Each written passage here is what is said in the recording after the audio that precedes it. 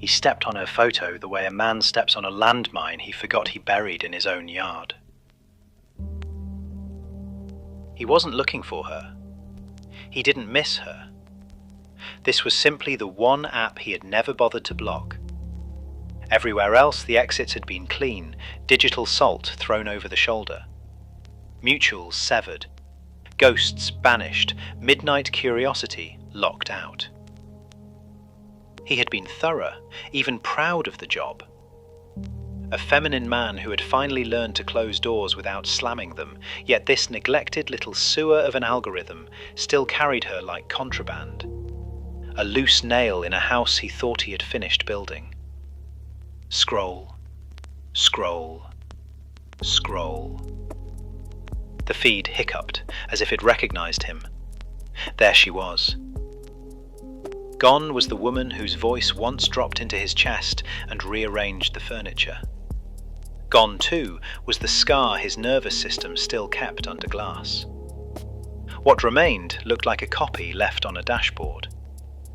Gaunt cheeks, paper skin, hair thinning like it had quietly filed for resignation. And the sunglasses, indoors, big, black, ridiculous. 2 reflective coins where eyes should be. The kind people wear when daylight feels like an accusation, when they refuse witnesses to whatever they have left behind. His stomach flipped. Longing had vanished. Love had vanished. In their place came nausea, clean and immediate, the body's flat refusal. Good, he thought. That chapter is over. Then the app did what apps do, slid the message icon into view. Innocent, available.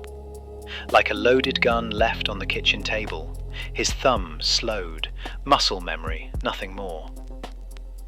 The old choreography the mind had officially cancelled.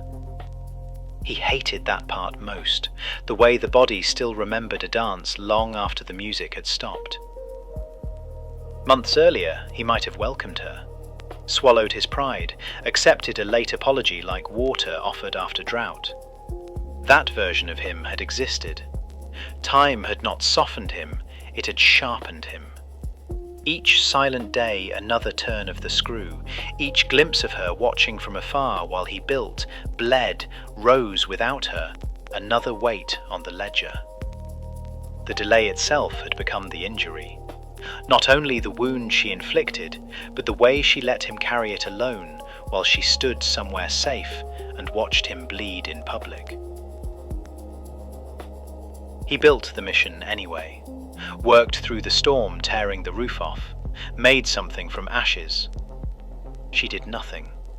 No apology, no owning it, no human sentence, not even a coward's half measure. That silence did not make him wiser. It made him angrier. A live coal lodged in the chest he resented almost as much as the need it kept feeding. The need for one clean sentence. Not reunion, not absolution. Simply proof the world was still sane. That the person who broke it could name the break. That the harm was not hallucinated.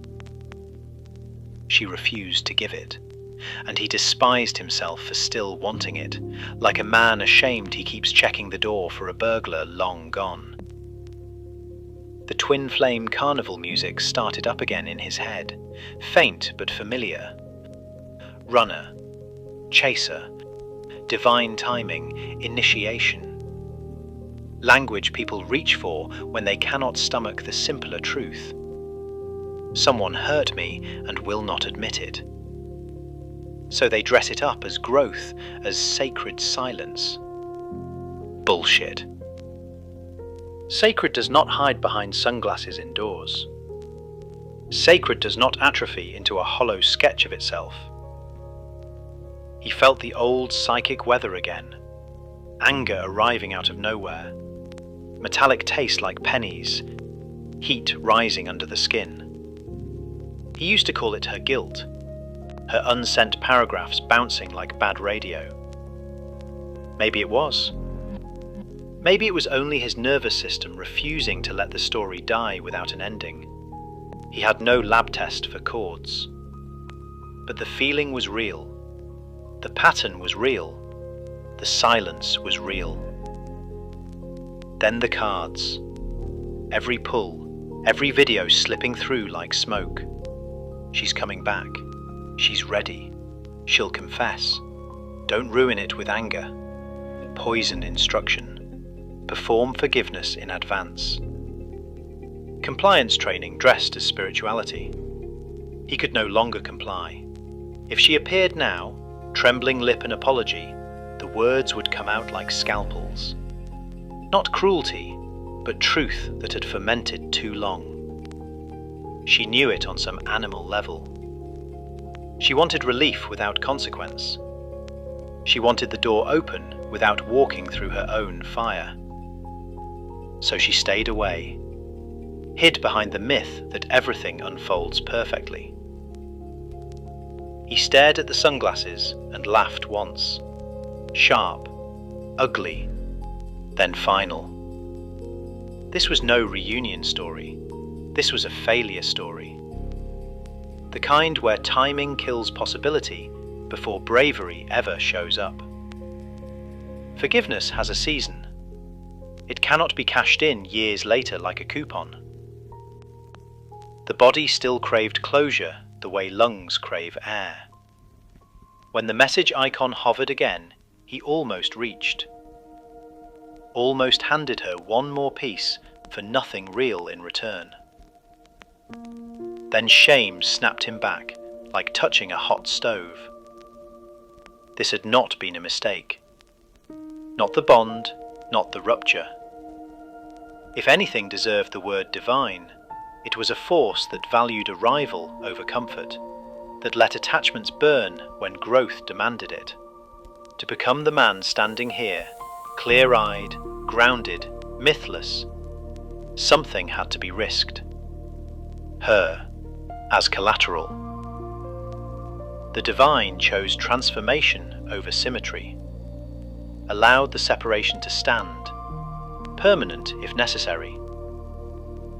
The real sacrifice was never his suffering or her silence. It was the ending they would never have. He stared at the dark lenses and understood the reveal was not her eyes. It was his own. A man who had carried a myth like a cross to make pain mean something, who had confused intensity with intimacy, who had turned a spark into religion because ordinary rejection felt too plain. The costume had grown too heavy, too embarrassing. He did not need to curse her, diagnose her, prove her cowardice.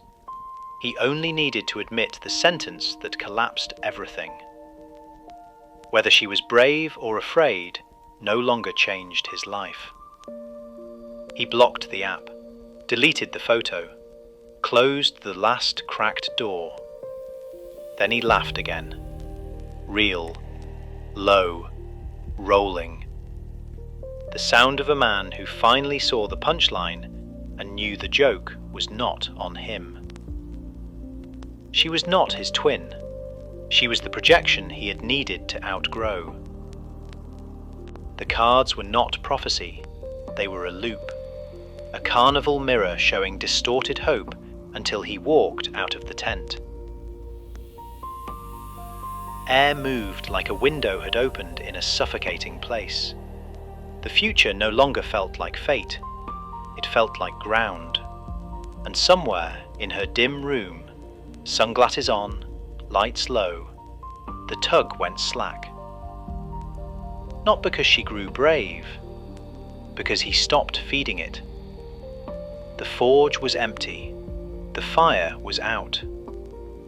He walked through the door and did not look back.